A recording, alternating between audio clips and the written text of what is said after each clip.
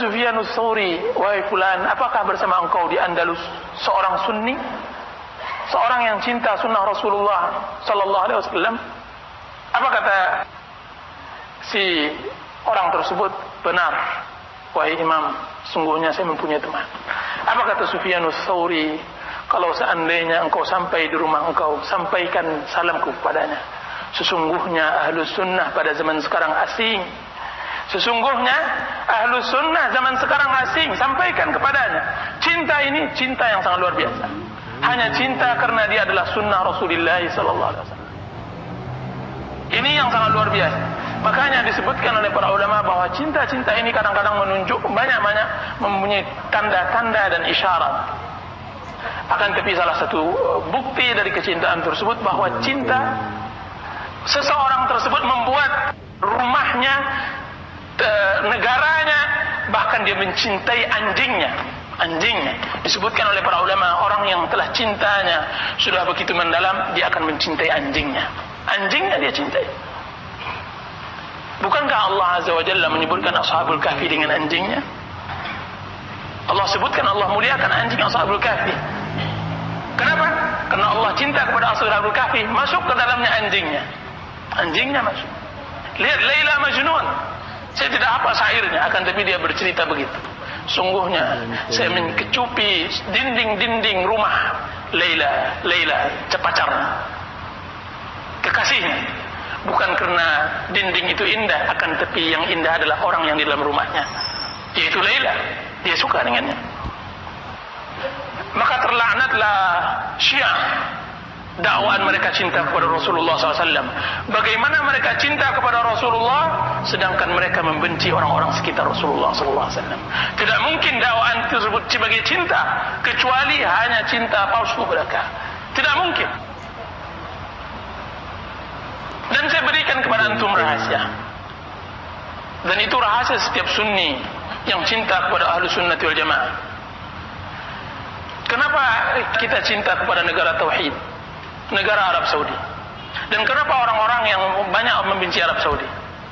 Saya berikan rahasianya. Kenapa kita cinta kepadanya?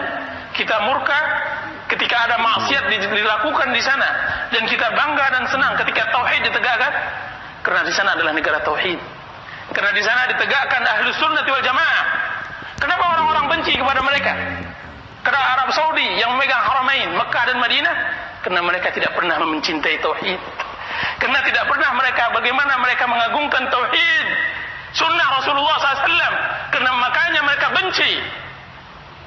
Kita yang pernah mengetahui keadaan di sana akan merasa pedih dan perih ketika dia melihat kezaliman, dia melihat pelecehan, dia melihat kejadian yang tidak dia sesuai dengan syariat terjadi di sana. Kenapa? Karena dia melihat bukan negara Arab Saudinya, akan tauhid yang ada di sana yang dia cintai. Jadi dia mencintai segalanya yang ada di sana. Akan tapi kenapa mereka membenci? Ketahuilah, karena mereka membenci asalnya, yaitu negeri tauhid tersebut. Jadi itu yang harus kita bina, cinta karena Allah dan benci karena Allah, karena itu adalah tanda-tanda keimanan seseorang muslim. Wallahu taala a'lam. Baik, hadis kita tentang masalah yang dinukilkan oleh muallif pengarang Imam Nawawi rahimahullah tentang masalah kisah Musa dengan Khidir. Musa dengan Khidir. Adalah Musa, dia berkata kepada Bani Israel, dia mengatakan tidak ada orang yang lebih mengetahui dariku. Kemudian Allah Azza wa Jalla mengatakan, ada wahai Musa, sungguhnya ada hambaku yang lebih mengetahui atau mengetahui yang tidak engkau ketahui. Sehingga dengan tersebut turunlah ayat sababun nuzul ayat di dalam surah Al-Kahfi tentang cerita Musa menuntut ilmu dengan Khidir. Ceritanya dalam surah Al-Kahfi dari ayat 60 sampai 66. Wa idh qala Musa li fatahu la abrah hatta ablugha majma' al-bahrain aw amdiya huquba. Malam Jumat dianjurkan membaca surah Al-Kahfi.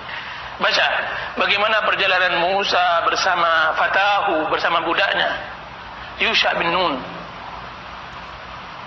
berjalan berletih menuntut ilmu. sebagaimana berletihnya orang-orang setelahnya dan sebelumnya untuk menuntut ilmu din. Berletihnya Salman al-Farisi, berletihnya Suhaib al-Rumi, berletihnya Abu Bakar, berletihnya Utsman, berletihnya Mu'adz bin Jabal dan ulama-ulama lainnya dari kalangan ulama. Menunjukkan di sini faedah harus berletih dalam menuntut ilmu. Harus bersusah payah di dalam menuntut ilmu. Bahwa kebenaran tidak bisa ditunggu di rumah. Sungguhnya kebenaran harus dicari, sekalipun menjual semua yang berharga yang ada kita miliki, yang kita miliki. Musa telah mempraktekkan dan memberikan contoh kepada umat-umat setelahnya bahwasanya dia belajar, dia menuntut ilmu. Kenapa Musa menjadikan contoh? Karena dia adalah ulul azmi. Ulul azmi minar rasul. Ulul azmi. Kenapa ulul azmi? Karena Musa adalah ulul azmi yang mempunyai himmah, kemauan yang kuat. Karena dia ingin menyempurnakan dirinya. Manusia sempurna dengan dua hal. Dengan ilmu yang dia tambah, dia sumbat akal dan nuraninya, atau dengan amal yang dia amalkan. Orang sempurna dengan dua hal. Pertama dengan ilmu yang dia sumbat akal dan nuraninya, dan yang kedua dengan amal yang dia bisa tambah pahalanya di sisi Allah Azza wa Jalla. Dua hal ini saja orang diangkat dan menjadi manusia insan kamil, manusia yang sempurna. Sebagaimana yang disebutkan oleh Rasulullah SAW, kamula minar rijali katsir, walam yakmul minan nisa'i illa thalath. Laki-laki banyak yang sempurna, akan tapi tidak sempurna dari wanita kecuali 3 orang. Kenapa? Manusia sempurna dengan dua hal ini. Ilmu yang mengajaknya, yang menerangi jalan kebenaran kepadanya, atau amal yang mengarahkan dan membawanya kepada surga. Dua hal ini. Ilmu yang menerangi jalan surga kepadanya, atau amal yang menyuruhnya berjalan di atas jalan surga. Selain dari itu adalah waswas syaitan. Waswas syaitan semuanya adalah lagha, lahun, permainan. Innama hadhihi dunya mata'. Sungguhnya kehidupan dunia adalah perhiasan. Hilang, sirna, tidak ada kekal kecuali yang kekal. Faman ya'mal mithqala dzarratin khairan yara, faman ya'mal mithqala dzarratin syarran yara. Yang kekal hanya dua, kebaikan atau keburukan, pahala atau dosa, ketaatan atau kebangkangan terhadap Allah Azza wa Jalla. Itu saja yang tersisa. Semuanya hilang, semuanya bagaikan air yang ditarik oleh matahari. Akan tetapi yang kekal adalah pahala dan dosa yang kita tinggalkan. Jadi Musa alaihissalam mengajarkan kepada kita himmah, keinginan, kemauan. Apa kata para ulama? Idza kanatin nufusu kibara taibat fi hamliha abdanu. Jika seandainya di dalam diri ini ada jiwa yang kuat, semangat yang tinggi, niscaya badan yang hanya bertulangkan dan berdagingkan ini akan lemah, letih. Letih membawa kemauan yang kuat. Nah, yang parah adalah badan bagus, tubuh sehat, akan tapi tidak mempunyai kemauan. Orang-orang yang lemah. Dan kita berlindung dari sifat seperti itu, lemah dan malas. 2 dari 8 kesedihan dunia adalah 2 hal ini, lemah dan malas. Kedua-duanya tidak bisa berbuat. Kalau seandainya malas, apa yang dia bisa berbuat kalau seandainya dia malas? Apa yang bisa dia perbuat jika seandainya dia mempunyai semangat akan tapi dia lemah? Allahumma inni a'udzubika minal hammi wal hadad wa a'udzubika minal ajzi wal kasal. Aku berlindung kepadamu dari lemah dan malas. Karena kedua-duanya tidak bisa berbuat. Anda ingin beramal, mau salat malam, akan tapi Anda lemah. Dan juga tidak akan bisa. Anda penidur misalnya. Anda ingin melakukan menuntut ilmu, akan tapi Anda tidak bisa ke sini juga. Misalnya. Atau Anda mempunyai kemampuan datang, akan tapi Anda pemalas, sama juga. Keduanya akan menghalangi.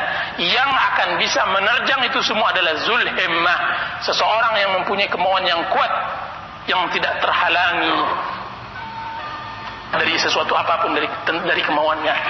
Jadi butuh sekarang himmah ya ikhwan, himmah, keinginan. Kita dilahirkan di bangsa yang memang lemah.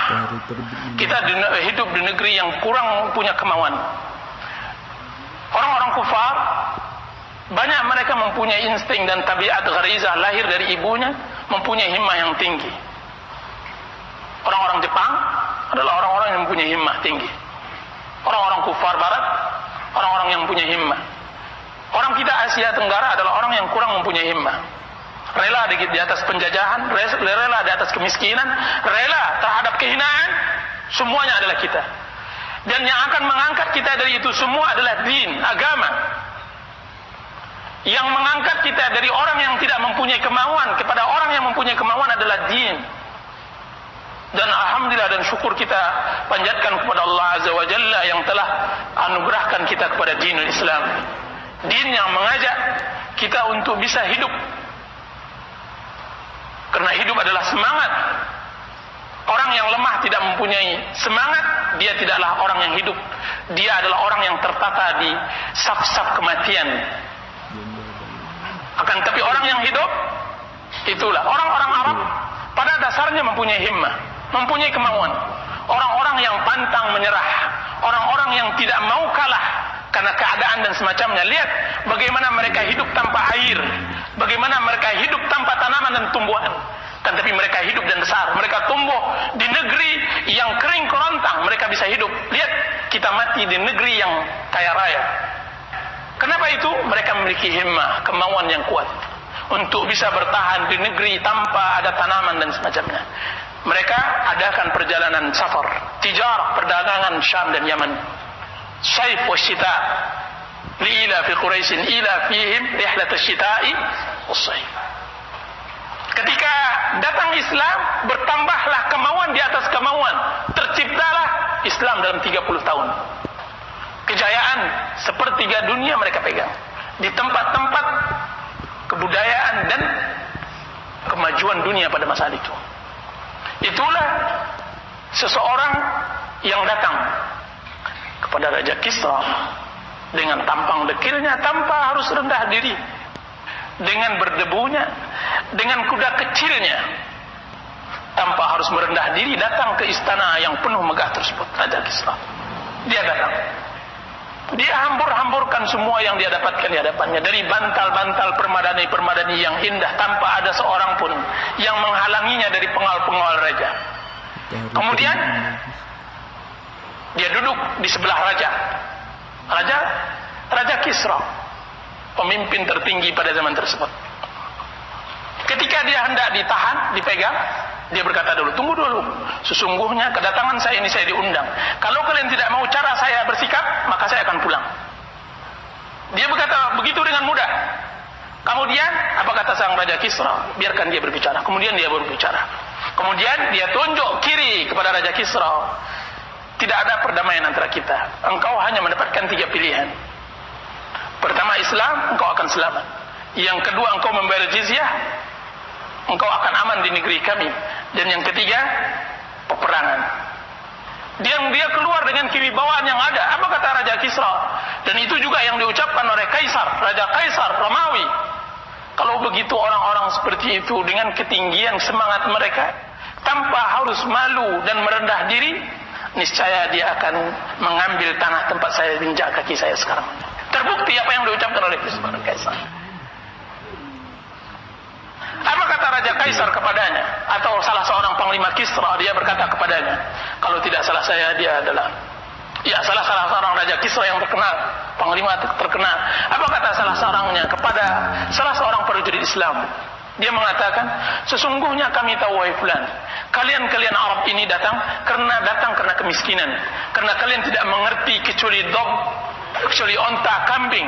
Kalian datang ke negeri kami yang kaya raya. Kalau seandainya engkau mau, maka kami akan berikan setiap orang dari kalian berapa dirham dan dinar, dan kepada pimpinan kalian berapa ribu dinar. Apa kata orang tersebut dengan tanpa risih karena ketinggian kemauan himmah mereka? Dia mengatakan, sesungguhnya kami dikeluarkan oleh seorang nabi yang mengajarkan kepada kami akhlak.